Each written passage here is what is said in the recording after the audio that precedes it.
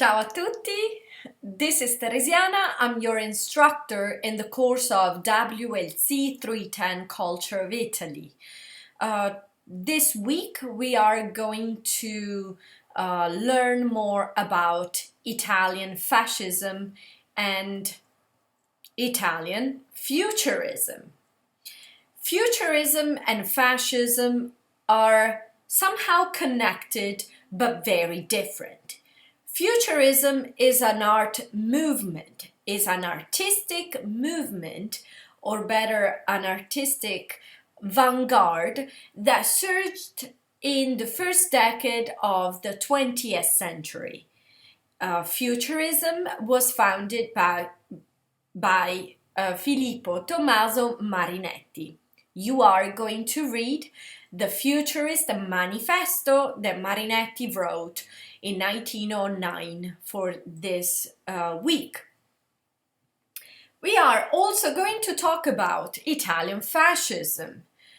As many of you know, fascism is a form of right-wing, authoritarian political power characterized by dictatorial power, opposition to socialism, Marxism, anarchism, and a strong control over society and economics.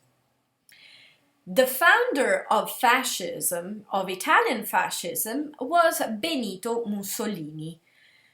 Benito Mussolini was the dictator of Italy during World War II.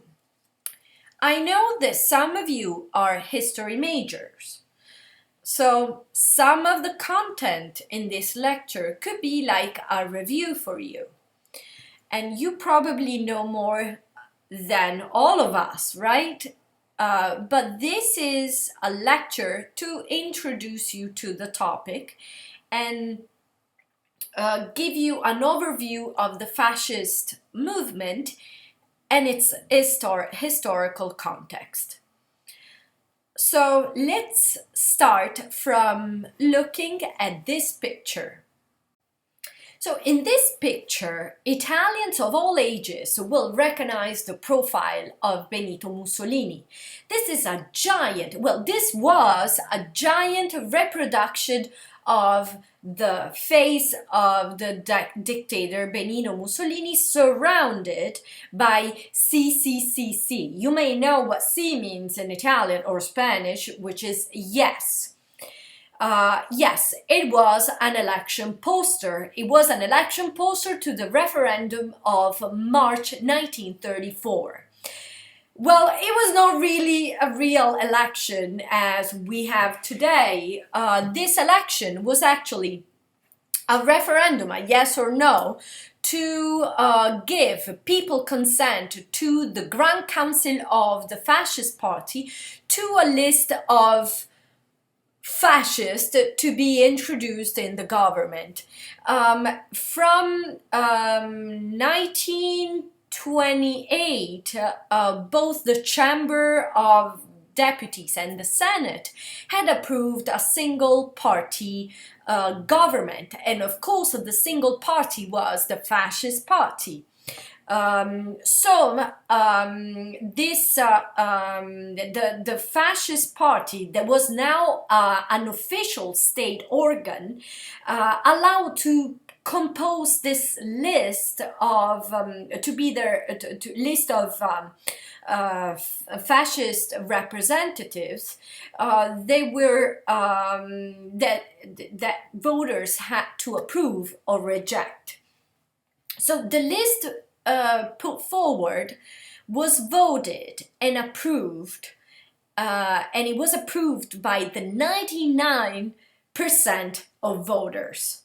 And by 99% of voters, I don't mean 99% of Italians, of course. The voters were only male voters belonging to certain socio-economical criteria. So not 99% of Italians voted for Mussolini, but 99% of voters. And of course, the process would not be considered a free and fair election in modern standard. In fact, outside the polling place, there were the black shirt, or in Italian camicie nere. There was like a semi-private, semi-institutional defense military squad dressing in black, carrying arms, and defending Benito Mussolini for any rival. So this referendum was probably rigged. No, probably. It was rigged, and it will not follow current standards. Also because it had the yes or no, the poll card, were distributed as such. The yes had the Italian flag on it and the symbol of fascism. The white poll had a blank piece of paper. So this was seen by Benito Mussolini and fascism like the definite confirmation that Italians approved fascism. And don't forget to watch The Conformist by Bertolucci, which will tell you how this process of conforming to the majority somehow shaped inner psychology, etc. So this is a starting point, but in order to understand Italian fascism, we need to go 25 years before and understand the cause that led to this rigged referendum. So, in order to understand the leading causes of fascism, we need to go back of at least 25-30 years to understand the causes and what happened in World War I. And of course, what was the role of Italy in World War I? So as you might know, at the beginning of the century, we recorded an increase in militarization expenses, an increase in what we call arms race. At the same time, it was a time of secret alliances and secret treaties, and a general rise of nationalisms.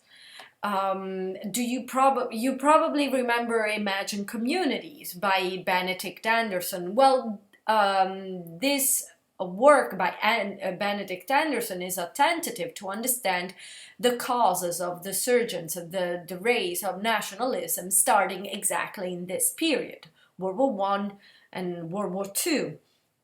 So, at the beginning of the 20th century, we also observe many Western nations that want to expand their border with imperialistic expansion in South America, Africa, and Asia.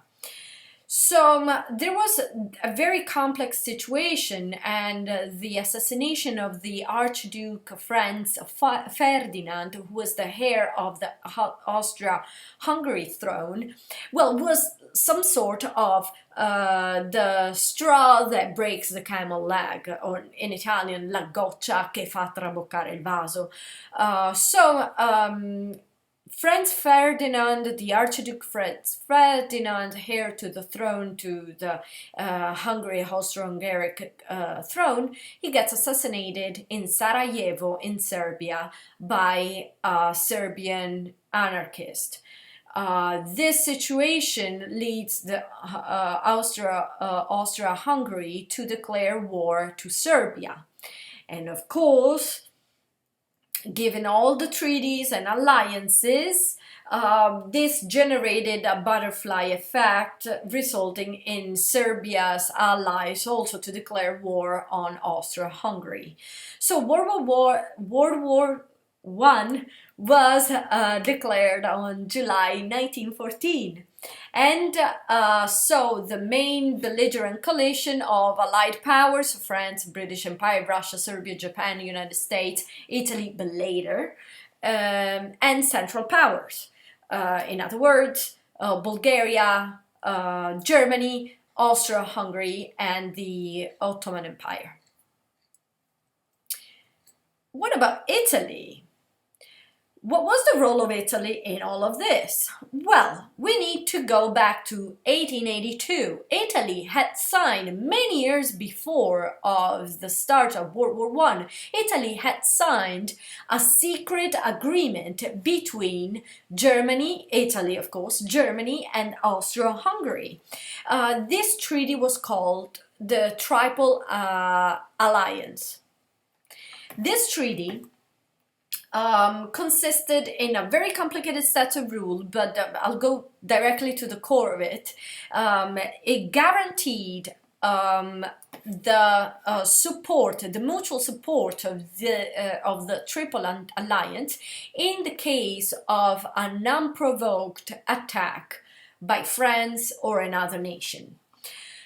So each member of the Triple Alliance, Germany, Austria-Hungary, and Italy, promised a mutual support in case of an unprovoked attack of France. But after the declaration of World War I in July 1914, Italy declared its neutrality because technically it was not an unprovoked attack by France that led to World War I, right?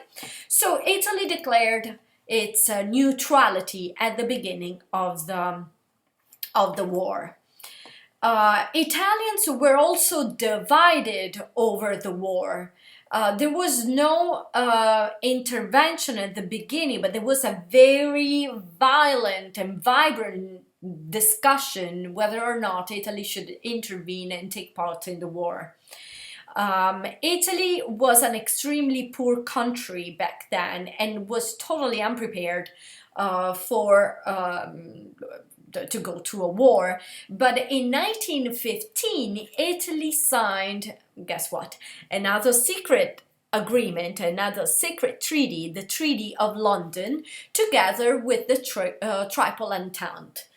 Or the Allied powers, the British empires, Russia and France. So in this secret Treaty of London, the powers of the Triple Entente, Great Britain, France and Russia, promised Italy the territories of Trento, Trieste, Istria and Dalmatia, as well as money in case of a victory.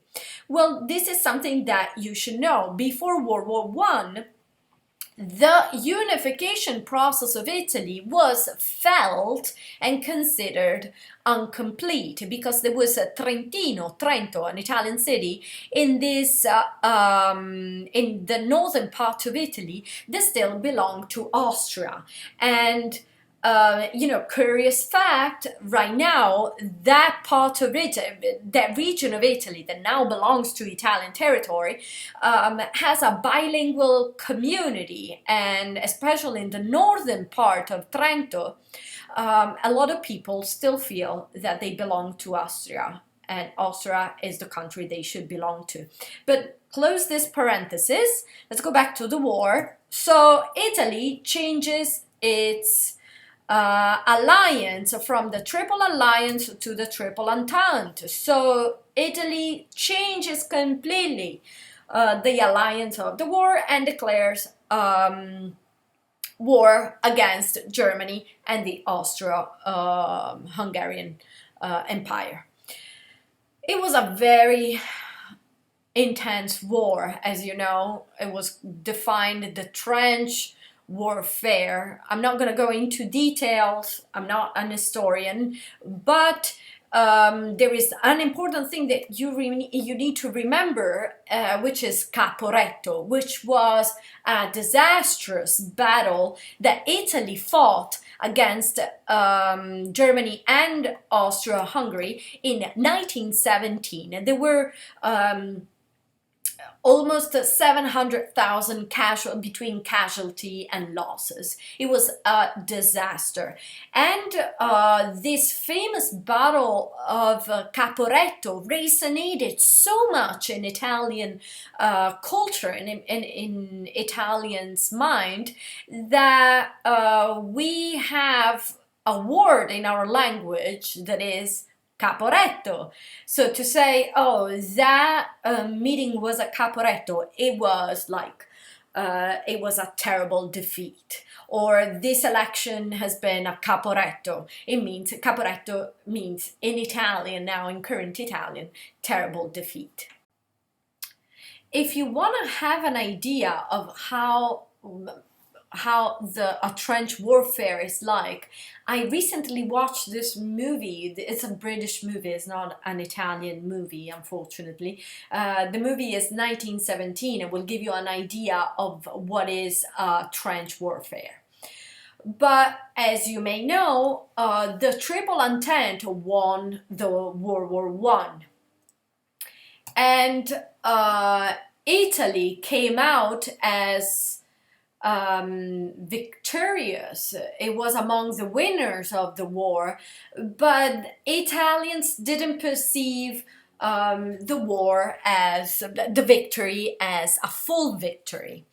First of all, they didn't perceive it as a full victory because there were more than 600,000 killed and 1 million wounded veterans that had to go back to the society and also struggled to find a place in the society after the war.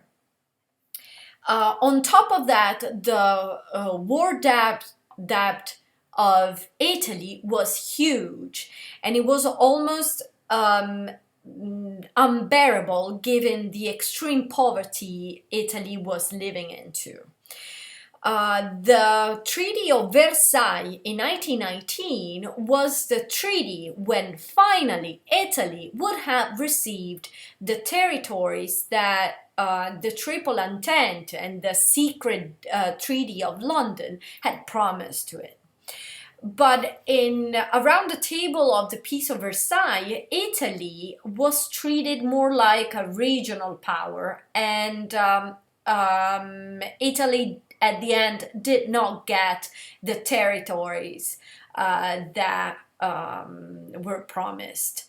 So Italy didn't get the promised territories, the huge war debt, the 1 million wounded veterans that didn't fit in the society. So Italians started to talk about the World War One victory as a mutilated victory, una vittoria mutilata, especially for the bourgeoisie of Italy.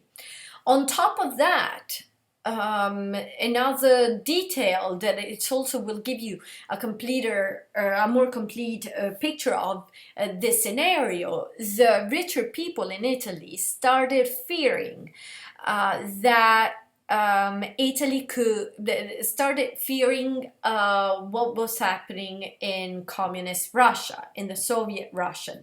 A lot of richer people were terrified by communism, and Italy, as I mentioned before, was one of the countries with the most vibrant communist party. So, in this age of profound discontent, there was also a lot of social instability, a lot of demonstrations, a lot of strikes, a lot of land seizures and peasant revolts, while the richer people and the bourgeoisie were somehow fearing the coming of Soviet ideas. Among the people who supported the intervention of Italy in World War I, there were a group of artists belonging to an art movement called Futurism. In this week, you will read the Manifesto of Futurism. we will talk about futurism to give you a taste of this particular time that saw the fascism surging. Futurism was not a political movement. At a certain point became a political party, but futurism starts and is mainly an artistic and social movement originated in Italy in the early 20th century. Among the influences, among the movements that influenced Italian futurism, there was Pontinism and Cubism, like Picasso's Cubism.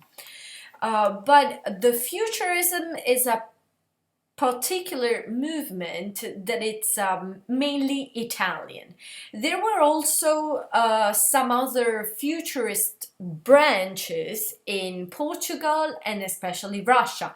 In Russia, Russian futurists founded their own Russian futurist movement with its own manifesto. But futurism is mainly an Italian art movement. The futurists practiced in several and very different medium of art. In visual art, in painting, architecture, but also in literature, poetry, in music, in graphic design, and even cooking. Cooking, like food, yes.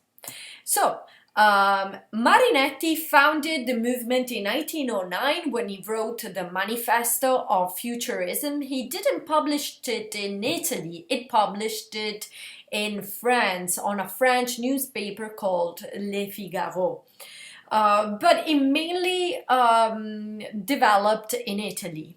The futurists claimed a political and aesthetical detachment from the middle class and a strong opposition to the tradition. All kinds of traditions, not only artistic tradition, but also social traditions, culinary traditions, literary traditions, history in general. And they also despised every form of canonical art. This is a futurist piece of art, for example. Marinetti, in his manifesto, said that about the past, we don't want to make part of it. We are the future, and the past is something that is already dead. Yeah. And he also said that he wanted to burn all the symbols of the past, museums and academies. So this opposition to classicism created paintings that are very dynamic and not really, they don't really represent subject. They used the artistic manifesto as the first vanguard to ever used a manifesto. A manifesto, like a communist manifesto, is like a proclamation, a manifestation, manifestation of intentions, motives, and views on the artist, on the point of view of the artist or the movement. In the Futurist Manifesto, Filippo Tommaso Marinetti openly declares its opposition to the Italian artistic background. On the contrary, the Futurist Manifesto glorified industrialization, technology, modernity, and violence. They adopted and embraced the aesthetic of everything that was moving. There was speed and that was industrial progress and development. As you can see, this is a very typical theme and representation of futurist art, buildings, and you see like industry-like symbols.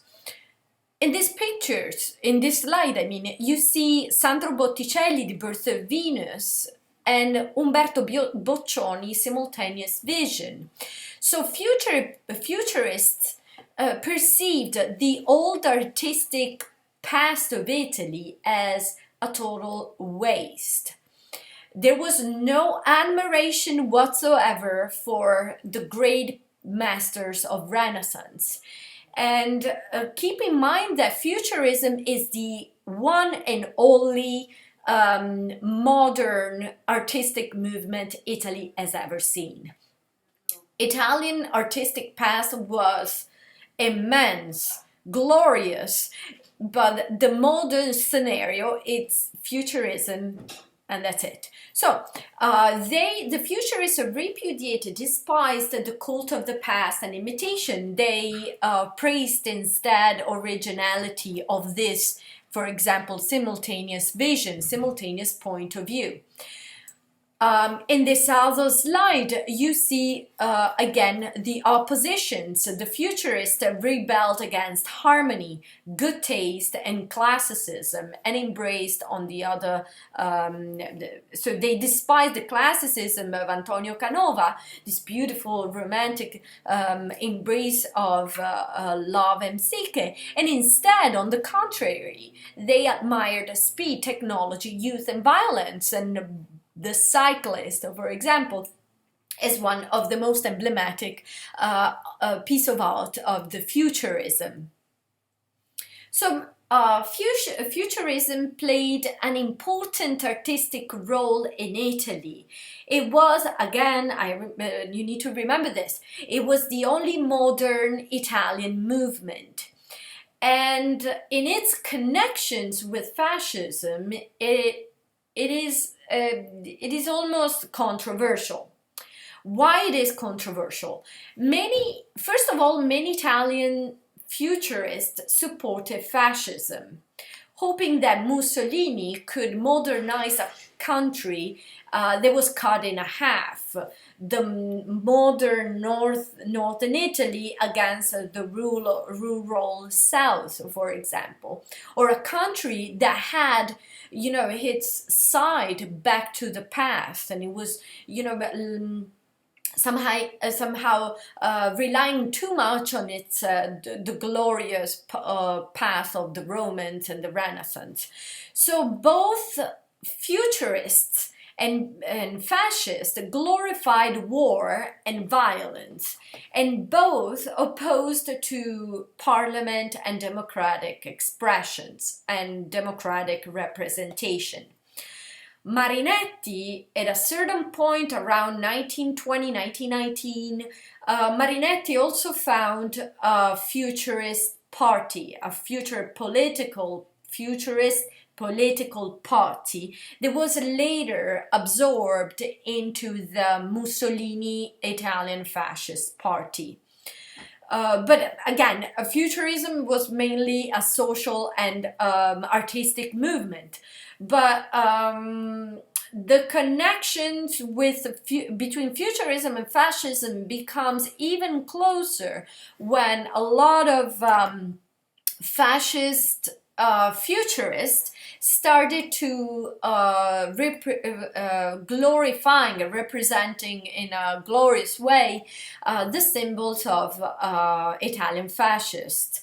You see here the fasci, you see airplanes, and you see, of course, Mussolini with the duck face here. Futurism became associated and sometimes identified with fascism. Marinetti also tried to convince Mussolini to embrace futurism as the official state art of fascism, but Mussolini was a little bit ambiguous and promised and gave patronage to several different artistic movements to guarantee loyalty of Italian artists. But the major artist in the futurist movement were Gino Severini, Carlo Carrà, Umberto Boccioni, Giacomo Balla, Gerardo Dottori. But attenzione, pay attention to something. Not all futurists, not all of the futurists were fascists. There were also left-wing futurists or future non-fascist futurists. But generally we tend to identify futurism art with fascist art. Futurism extended its domain to many artistic mediums. For example, literature. In literature, poetry was the predominant medium of futurist writers. This is a very, Tommaso Marinetti Futurista, this is a very futurist representation of poetry. And the style of futurist poetry was parole. It was defined as parole in libertà. Parole in Italian means words, in libertà, in freedom. But it is not really related to freedom of words or freedom of speech. It sounds more like words in autonomy, or autonomy is a word. Like words, they should be left free to occupy all the spaces on the page, and you should be free to use all the words that you like, even words that don't exist, like zaaf or ran or zang tum. Well, another very peculiar futurist form of poetry was a form of poetry that include both geometrical shapes and images and words, like this famous autoritratto self-portrait. In music, since futurists liked technology, violence, and industrialization, guess what? Futurist music also include noises.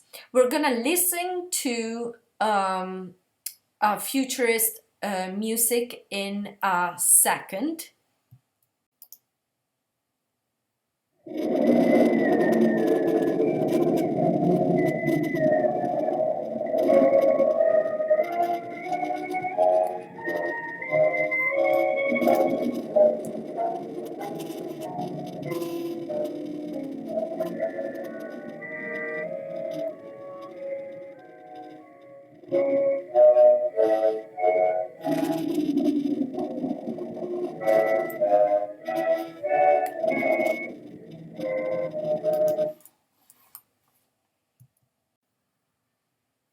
Futurist music, and I don't want to give you nightmares, so it was just a few seconds of futurist music. You're welcome to listen to that futurist music on your own, but this was futuristic music. Now, in social life in general, futurists also wanted to influence all other aspects of social life.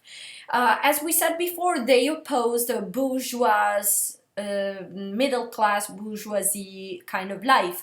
So they also organized get-togethers called serate futuriste, like a futurist night, when they groups of futurists used to join music concerts, Italian opera concerts, of theater plays, just to disrupt the vision of these shows. In cooking, Marinetti also wrote a cookbook, the Futurist Cookbook, because also eating was an essential part of defining the Futurist manifesto, the Futurist movement. So eating needed to serve also to the futuristic cause.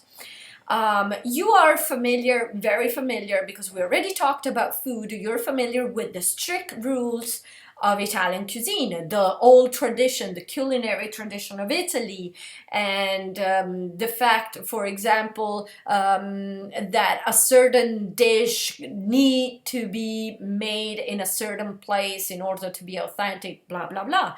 Well, Marinetti despised Italian culinary tradition.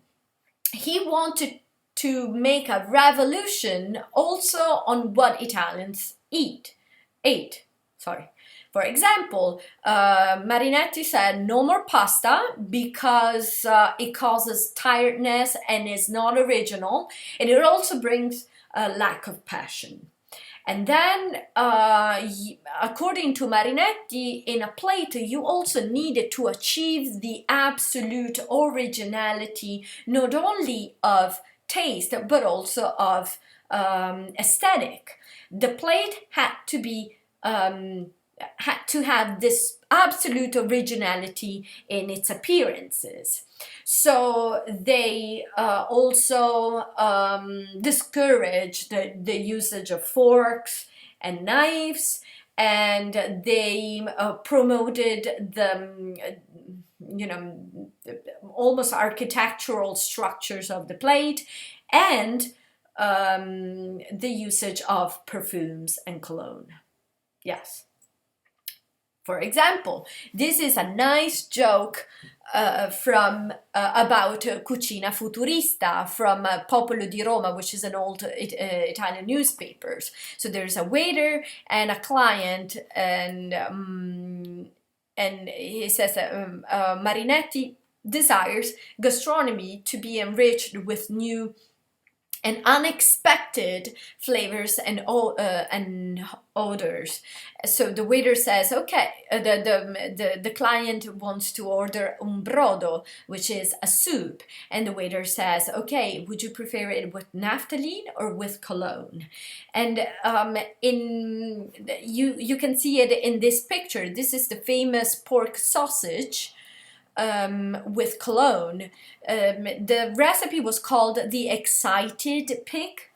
It consisted of a whole salami, skinned and cooked in strong espresso coffee and eau de cologne.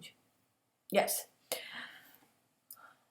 In this week quiz, you will have a series of questions that will ask you to read more carefully, not the Futurist Cookbook, but the Futurist Manifesto. So keep in mind all of this overview to analyze and read the Futurist Manifesto following these guidelines. This is more of a reading guide. And this week quiz will include some of these questions. Okay, we need now to set aside the futurist movement and keep talking on how fascism evolved. So this was more or less the context of the time. Let's see what happened at the beginning of the 20th century and what led to Italian fascism of Benito Mussolini. So what Marinetti condemned was the worship of the past. So the debate about the impact of the past on the present was very active at the beginning of the 20th century, especially among intellectuals.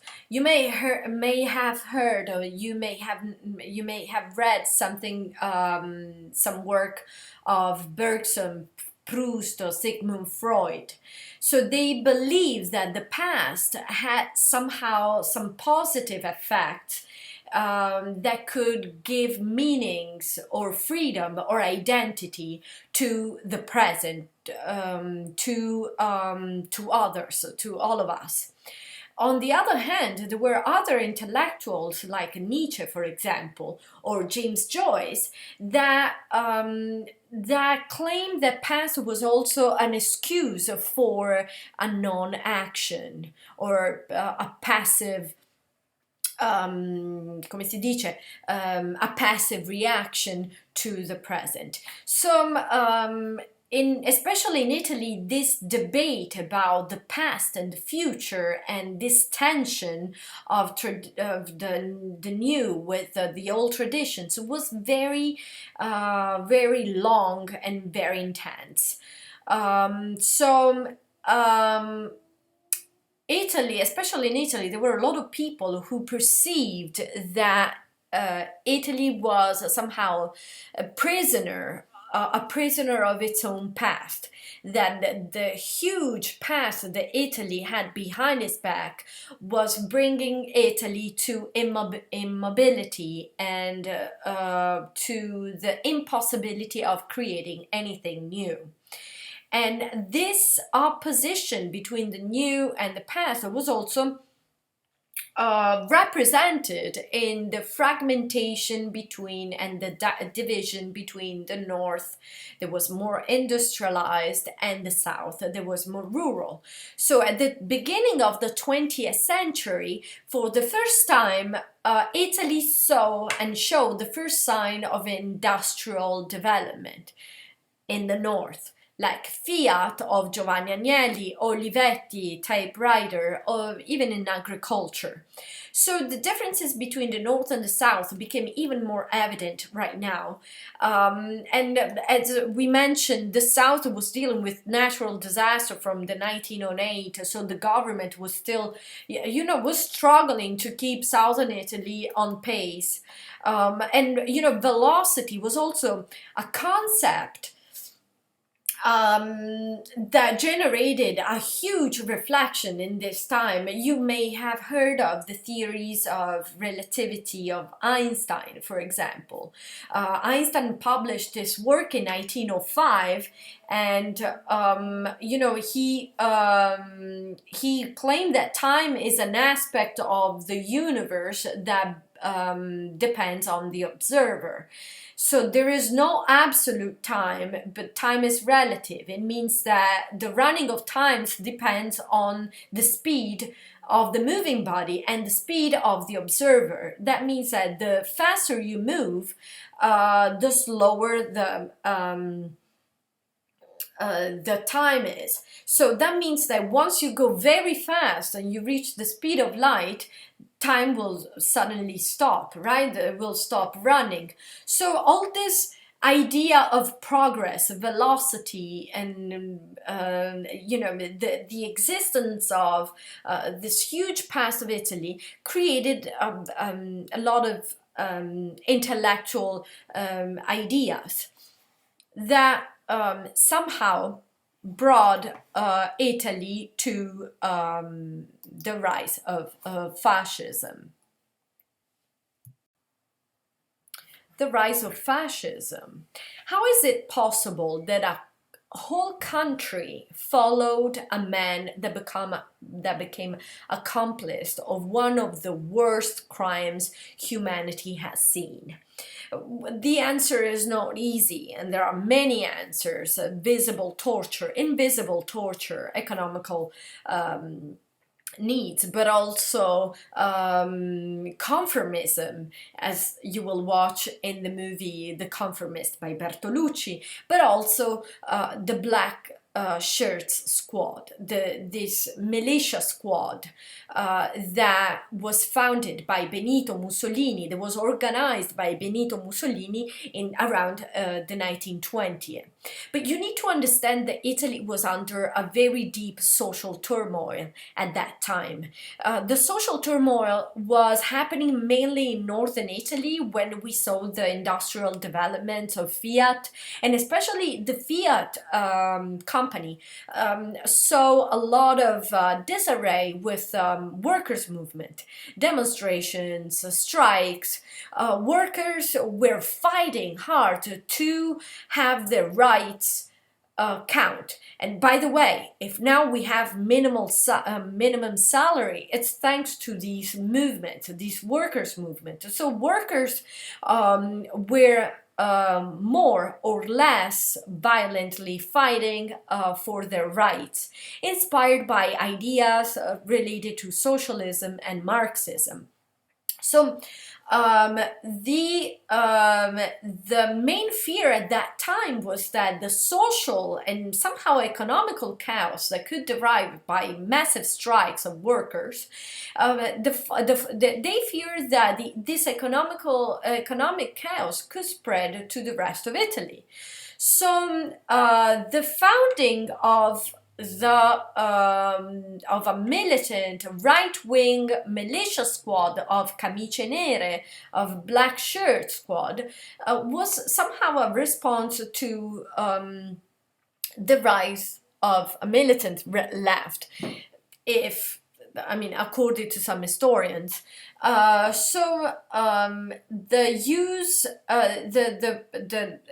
black shirts use propaganda and intimidation to attack striking workers.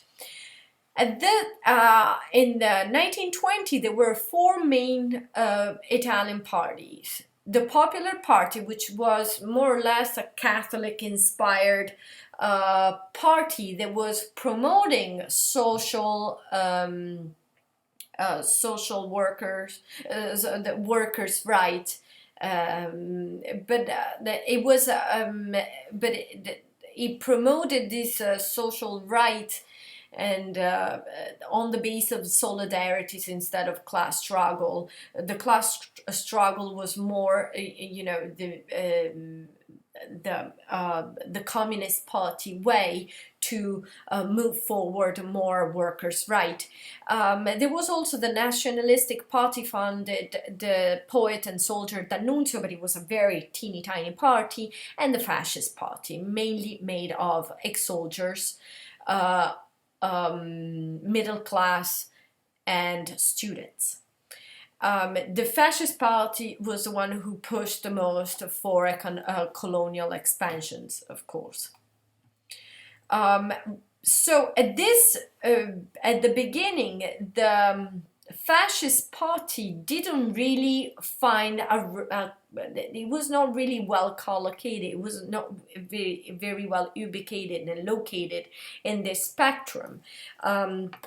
Mussolini at the beginning said, "Our ideals are neither Republican nor monarchist, neither Catholic nor anti-Catholic, and neither socialist nor anti-socialist." It was a catch-it-all kind of thing.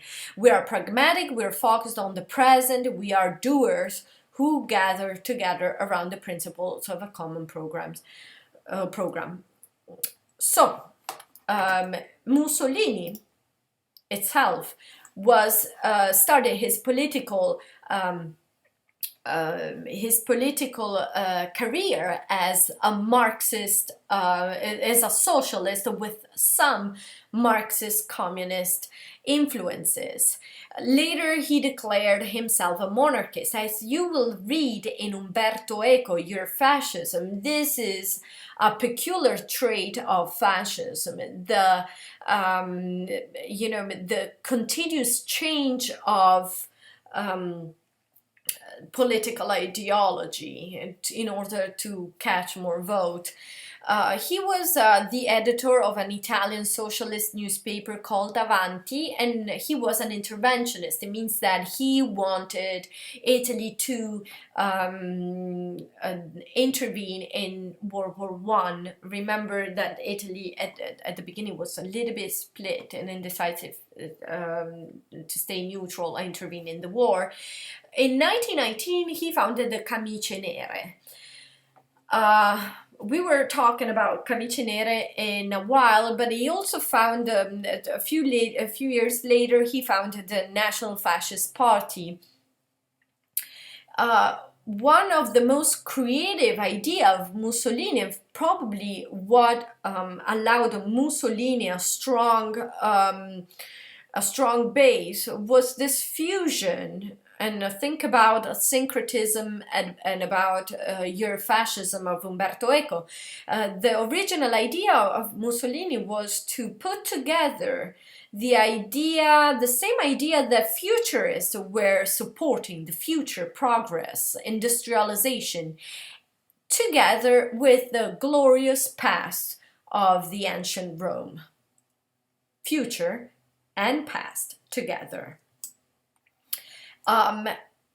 In fact, when Mussolini founded the Camicie Nere militia squad, they were a group of people fond of violence who were running around town armed, claiming that they were defending from communists and other enemies. They utilized a certain vocabulary that reminded, some nouns that reminded of the glorious past of the ancient Rome. For example, legione, legion, or cohorte, battalion, centuria. So these young person belonging to the camicie nere. Camicia means shirt, and nera black shirt. They were all dressed in black. They also believed that the ancient glory of Rome could be brought back to Italy. So Mussolini on October 22nd of 1922, he declared, "We want to rule Italy." So there was a civil war kind of scenario, right? So when Mussolini called for a mass demonstration called the March on Rome, La Marcia su Roma, the country really feared for a civil war. So as soon as Benito Mussolini with his black squad, Camicie Nere, entered Rome, the prime minister was about to declare the coup d'état when Victor Emmanuel, who was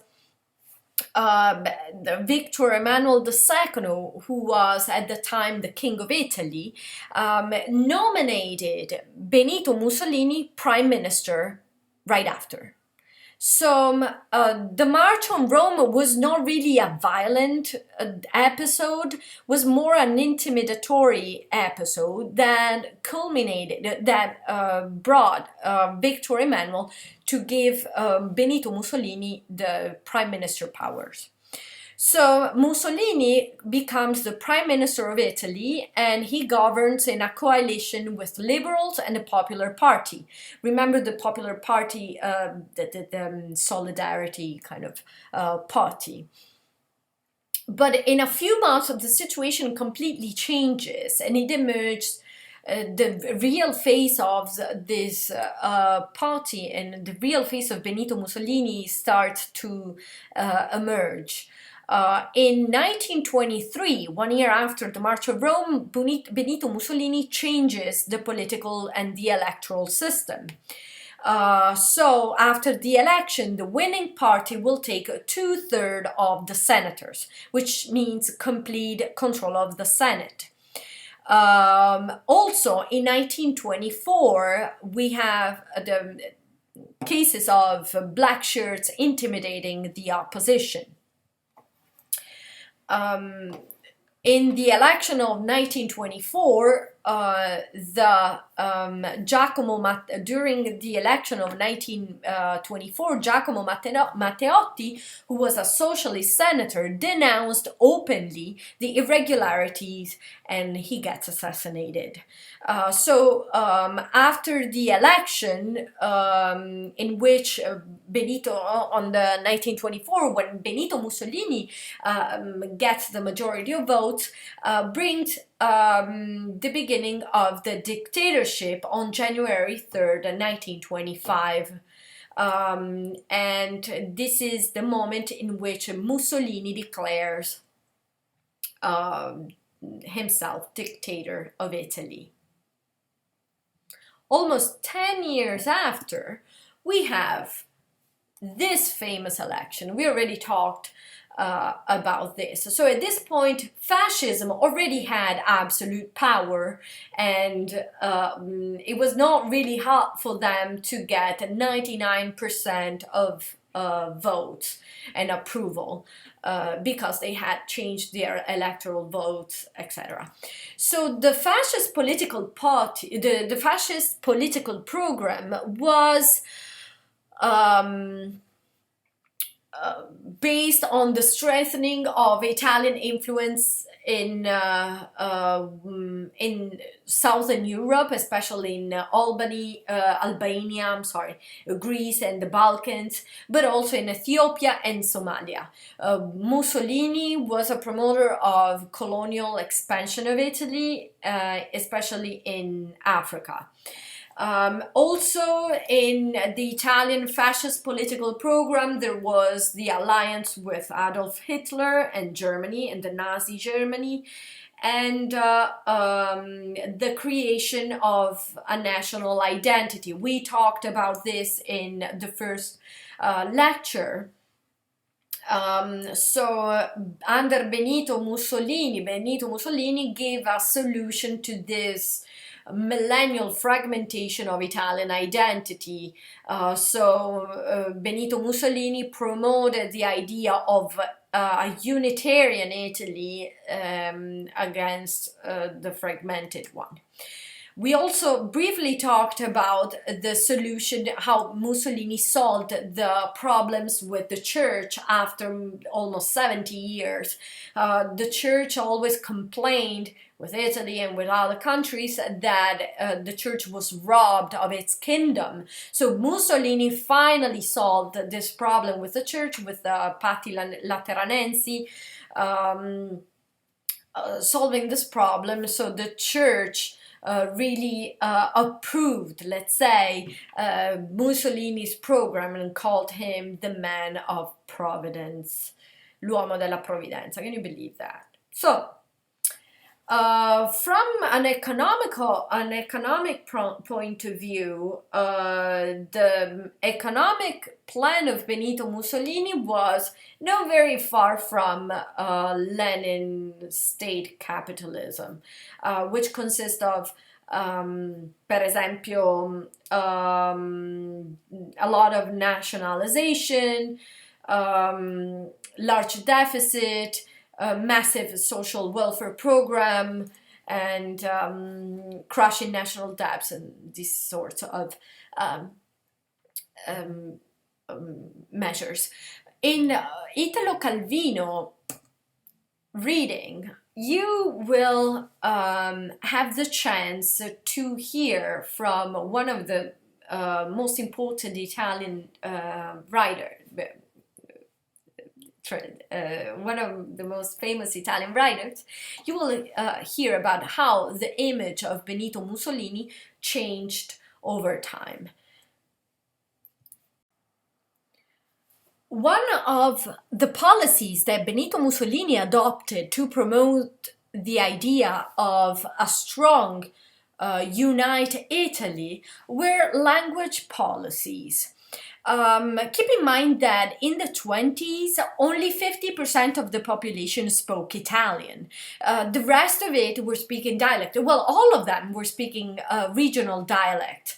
That dialects were somehow not intelligible from a person to another living on opposite sides of Italy. So only 50% of the population could speak Italian, but only 20% actually used it in everyday communication, like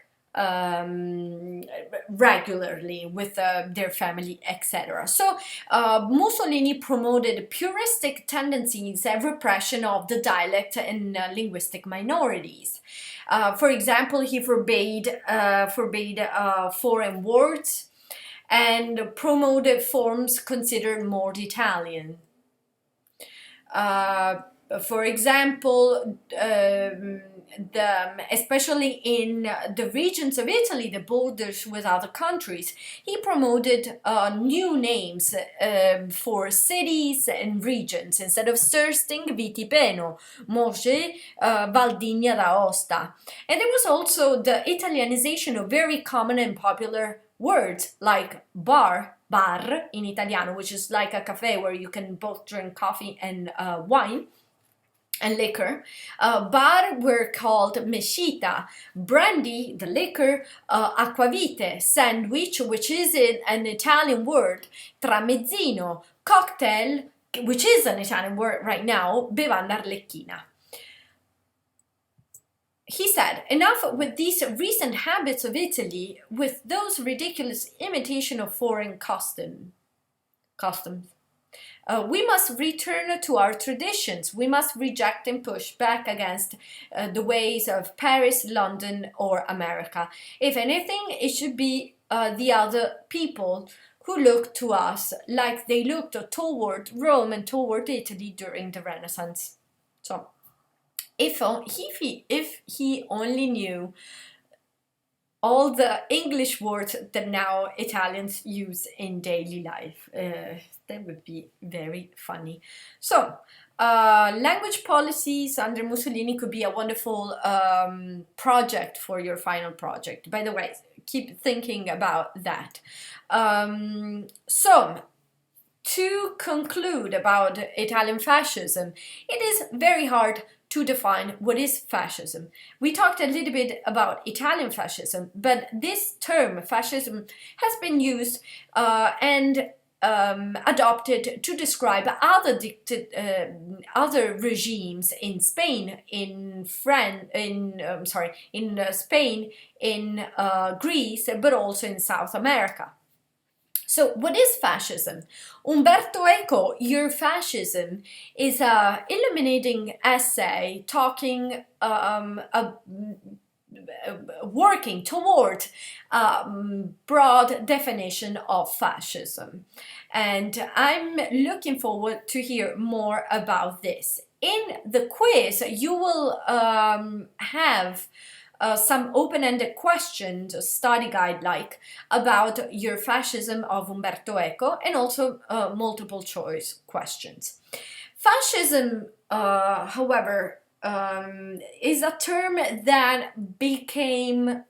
that has returned, let's say, nowadays. In Italy, there is still,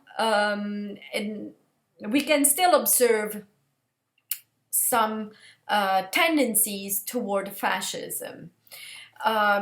For example, near Rieti, there is still this Dukes sign that was made during fascism that never been deleted. Dukes in Latin means dictator or leader. Also, some far-right fascist group were responsible for terrorism during the years of lead, 1968 and 1990, when hundreds of people died in Italy for political terrorism.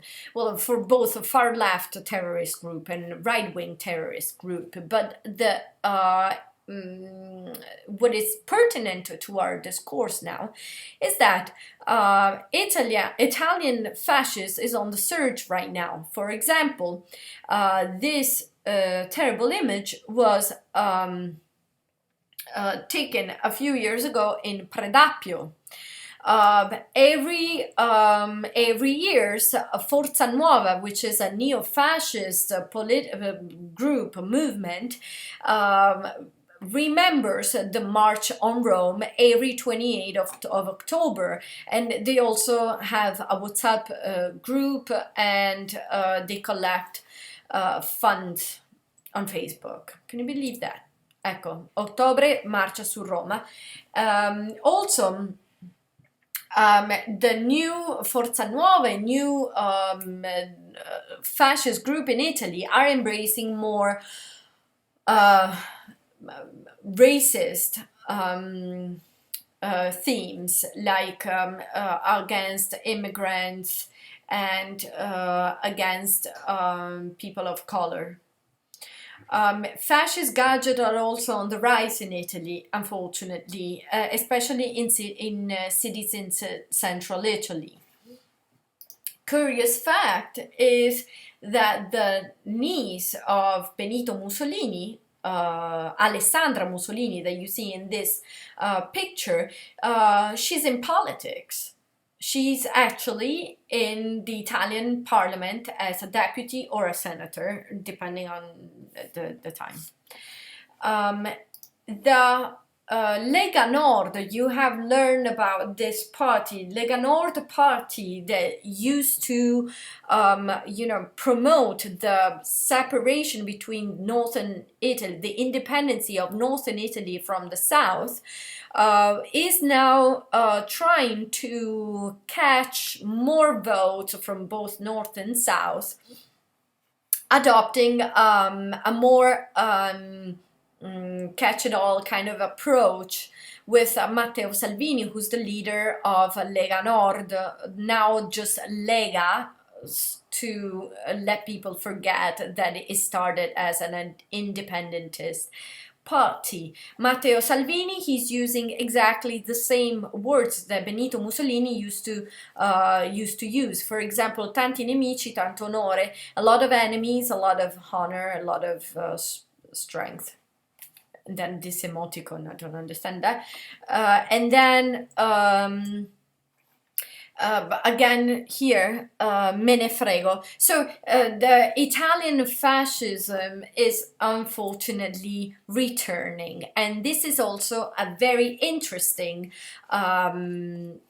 theme for what concerns the readings of this week. Remember, Italo Calvino, the portrait of the Duce, and also Your Fascism of Umberto Eco, and the Fascist Manifesto. They will see the Fascist Manifesto. You need to contextualize, though, of course.